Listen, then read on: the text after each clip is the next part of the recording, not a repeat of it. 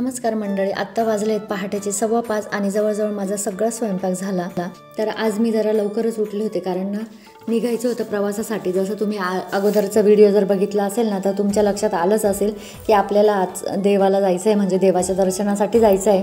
तर कुठे जायचं, काय जायचं हे पुढे जाऊन तुम्हाला व्हिडिओत कळेलच, पण त्यासाठी व्हिडिओ स्किप न करता पुढे नक्की बघत राहा. पण त्या अगोदर सगळ्यांना गुड मॉर्निंग. आजचा दिवस तुम्हाला सुखासमाधानाचा, आनंदाचा आणि अगदी मजेत जावो, मनासारखं जावो हीच स्वामींचरणी प्रार्थना करते. तर आता इथे सगळं नैवेद्याचं बनवलं आहे. बघितलं असेल तुम्ही.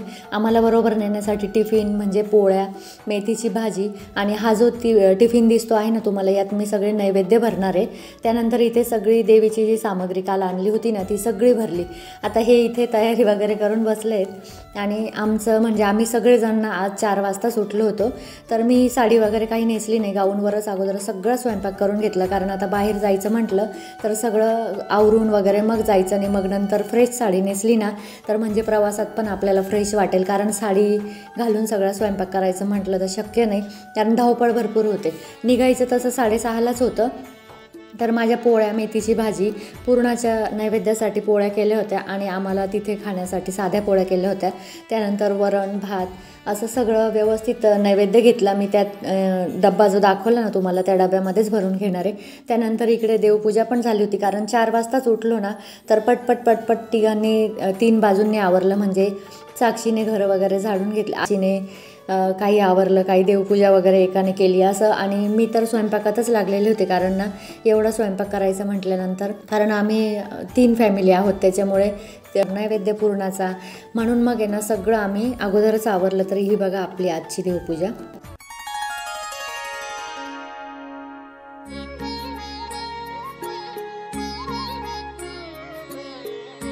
A few minutes later. तर आता मी सगळं नैवेद्य वगैरे सगळं भरून घेतलं, सगळ्या पोळ्या झाल्या, ओट्यावरचं पण सगळं आवरलं. आणि त्यानंतर या डब्यामध्ये ना सगळे आपले देव जे आहे ना ते भेटीला न्यायचे आहे, त्याच्यामुळे सगळे देव डब्यात ठेवून घेतले. आणि जिथनं पण आपण देव उचलले ना तर देवाऱ्यामध्ये तिथे आपल्याला थोडे थोडे तांदूळ ठेवायचे. आणि त्यानंतर देव जे आहे ते लाल कपड्यामध्ये थोडे तांदूळ टाकून त्याच्यामध्ये फक्त गाठ मारायची नाही, तर कपडा फक्त गुंडाळायचा त्या देवांना. तर अशा पद्धतीने मी देव पण घेतले. आणि खाली गाडी पण आली होती, म्हणजे मामीन ते वगैरे आले होते.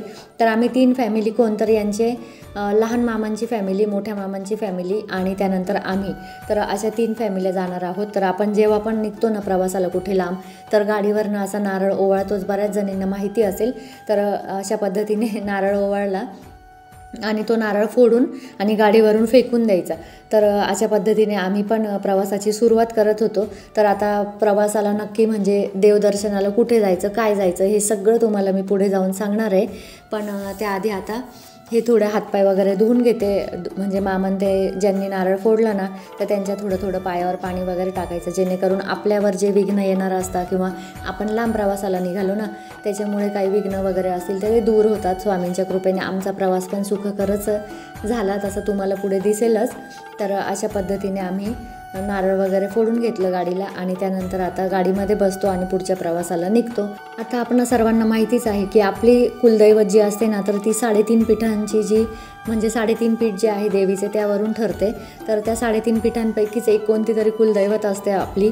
तर त्याचप्रमाणे आमची ना तुळजापूरची देवी कुलदैवत आहे. पण कसं असतं ना, पूर्वी जे जुने लोक होते ना तर जुनी मंडळी नेहमी आपल्या ग्रामदैवतेला जास्त मान द्यायचे, म्हणजे जेणेकरून ना लांब कुलदैवतेला जाणं हो अगर ना हो, पण ना जवळ जी ग्रामदैवत आहे ना तिचं सगळं करायचे. त्याप्रमाणेच ना माझी सासरची मंडळी जी आहे ती या देवीचं करायचं. तर आम्ही तिकडेच निघालो होतो.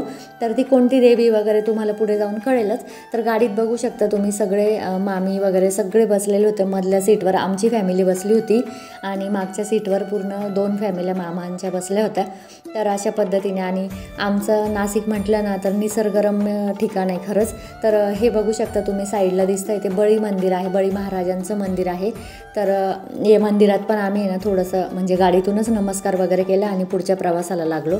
आणि सकाळचं ऊन म्हणजे ऊन तर नव्हतं पडलं एवढं, एकदम कोवळं ऊन होतं. पण बघू शकता तुम्ही किती छान प्रवास वाटतो सकाळचा. आणि अगदी 4 वाजेपासून सगळे उठले होते, त्याच्यामुळे ना सगळे फ्रेश मूडमध्ये होते। तर हा जो आहे पुढे बसलेला तो मामींचा मुलगा आहे आणि मागे दोन्ही माम्या बसल्या आहे, या साईडला मामा बसले, त्यानंतर त्यांची मुलं बसली आहेत। तर असे सगळे आम्ही फॅमिली गाडीत बसलो होतो आणि मस्त एन्जॉय करत असं आमचा प्रवास चालला होता। आणि बाहेर जर वातावरण बघितलं ना, तितकं सुंदर दिसत होतं, निळक्षार असं आकाश दिसत होतं आणि नाशिकला आमच्या भरपूर अशी डोंगर आहेत, त्याच्यामुळे ना आणखीच वातावरण सुंदर वाटतं। बघा, रोजच्या धकाधकीच्या जीवनातून ना आपण कधीतरी असा बाहेर फॅमिली जाण्याचा विचार केला ना, तर खरंच खूप आनंद होतो आणि तो आनंद जो आहे ना, तो आपण वर्षभर टिकून ठेवू शकतो, इतका आनंद असतो तो। कारण मग पुन्हा घरी गेलं की घरची कामं आणि आपण म्हणजे जसं मुलांचं कॉलेज, आपला स्वयंपाक वगैरे, घरातला आवर सावर हे सगळं चालूच असतं। नमस्कार, श्री स्वामी समर्थ मैत्रिणी, मी आहे प्रणिता आणि स्वागत आहे तुमचं आपल्या मराठी ब्लॉग चॅनलमध्ये, ज्याचं नाव आहे प्रणिता's ब्लॉग नातं आपुलकीचं। तर आता तुम्ही बघितलंच असेल, रस्त्याने आम्ही प्रवासाला निघालो होतो। तर खरं तर ना आम्ही देवीला आणि चंदनपुरीचं जे खंडोबाचं मंदिर आहे ना, तिथे जाण्यासाठी निघालो। तर माझ्याबरोबर तुम्ही पण दर्शन घ्या आणि बघू शकता तुम्ही इकडे मामी, मामा, या आमचा लहान मामी। तर आम्ही सगळेजण असं निघालो आहे फॅमिली आणि मस्त म्हटलं असं महिन्यातून 2 महिन्यातून किंवा वर्षातून तरी एक तरी फॅमिली ट्रिप पाहिजे आपली। आणि शिवाय आता हे डबल काम होईल, म्हणजे दर्शन पण होईल आपलं, फॅमिली ट्रिप पण होईल। तर त्यामुळे आता निघालो, अर्ध्यावर थोडा प्रवास झाला, अजून काही देवीपर्यंत पोहोचलो नाही, पण एका ठिकाणी आता आम्ही चहा पाण्यासाठी थांबतो। मस्त चहा पाणी घेतो आणि पुढे तुम्हाला पण मी देवीचं दर्शन घेतो। तर एक ठिकाणी थांबून आम्ही चहा पाणी वगैरे घेतलं थोडंसं आणि जेवण वगैरे तर काही मला आता दर्शन वगैरे झाल्याशिवाय जेवण करायचं नव्हतं, तर त्यामुळे फक्त आम्ही असं चहा पाणी वगैरे घेतलं आणि त्यानंतर निघालो। तर तुम्ही बघू शकता आजूबाजूला डोंगर दऱ्या, इतकं सुंदर असं छान रमणीय वातावरण होतं ना। आणि प्रवासात कसं असतं ना, आपण सगळे एकत्र असल्यानंतर एन्जॉय पण खूप होतं। तर तसंच गाडीत आमच्या इतक्या गप्पा खूप गप्पा चाललेल्या आणि गप्पा मारत मारत आम्ही पोहोचलो आहोत धुळे जिल्ह्यातील साक्री तालुक्यात, म्हणजे जिथे मजदी गावामध्ये ना हे धनदाई मातेचं मंदिर आहे। नाशिक जिल्ह्याच्या सीमेजवळच असलेलं हे देवस्थान आहे आणि साधारण 71 कुळांची कुलस्वामिनी जी आहे ना, ती धनदाई माता आहे। तर आमचे देवरे म्हणजे आजूबाजूच्या परिसरातले सगळेच जे पूर्वीचे लोक होते ना, म्हणजे पूर्वीची मंडळी जुनी, तर ती ना हे धनदाई मातेलाच कुलस्वामिनी म्हणून नेहमी पूजत असत। त्याच्यामुळे ना आपण पण त्यांना अंतर देणं योग्य नाही, म्हणून मग ना आता इथे बघू शकता तुम्ही, इथे खेळणा पाळणा जे आणतात ना, म्हणजे 21 अलंकारांपैकी बघा खेळणा पाळणा पण असतो, तर खेळणा पाळणा इथे अर्पण करतात। आणि हे असं प्रशस्त असं धनदाई मातेचा परिसर आहे, खूप मोठा परिसर आहे। जेव्हा नवरात्र वगैरे असतं ना, तेव्हा खूप मोठी यात्रा भरते। तर आता यात्रेला वगैरे तर काही आमचं येणं झालं नाही आणि आजूबाजूचा परिसर जर म्हणाल ना, तर इतका सुंदर आजूबाजूचा परिसर होता, एकदम रमणीय असं ठिकाण आहे आणि भरपूर मोठ्या आवारात हे मंदिर बांधलेलं आहे, जेणेकरून ना इथे येणाऱ्या भाविकांची गैरसोय होऊ नये या अर्थाने भरपूर मोठ्या परिसरात हे मंदिर बांधलेलं आहे। तर जे लांबून येतात ना भाविक, तर त्यांची राहण्याची वगैरे सगळी सोय इथे केलेली असते।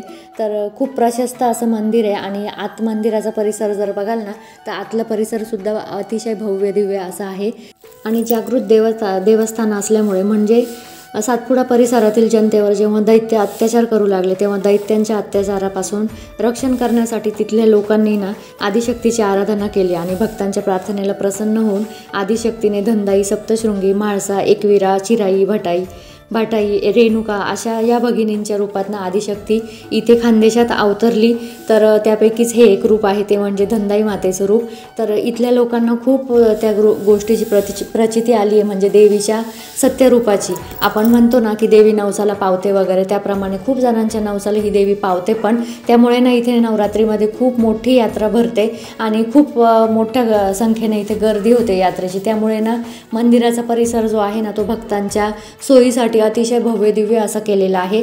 आता तुम्हाला इथे गर्दी एवढी दिसत नसेल, पण आतमध्ये गाभाऱ्यामध्ये खूप सारी गर्दी आहे। पण इतर वेळी जर आपण आलो ना, तर जास्त गर्दी नसते, पण जर नवरात्रीत किंवा चैत्र महिन्यात जर आलो ना, तर खूप मोठा उत्सव असतो इथे देवीचा आणि खूप मोठ्या संख्येने भाविकांची गर्दी होते. त्यामुळे ना मंदिराचा परिसर तुम्ही बघितला असेल, अतिशय भव्य दिव्य असा केलेला आहे आणि मध्ये गाभाऱ्यात बघू शकता तुम्ही किती गर्दी आहे.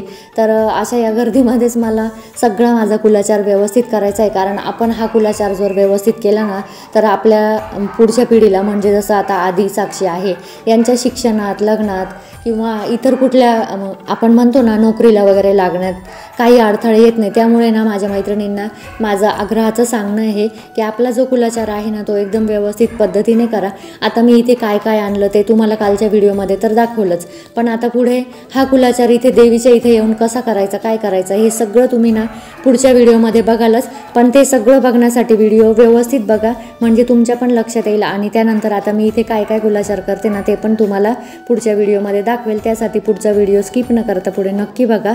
तर चला इथेच आता मी माझ्या या व्हिडिओचा एंड करते. व्हिडिओ जर आवडला असेल तर व्हिडिओला लाईक करा, शेअर करा आणि आपल्या प्रणिताज व्लॉग जे आहे चॅनलला सबस्क्राईब करायला विसरू नका. तर चला बाय आणि श्री स्वामी समर्थ.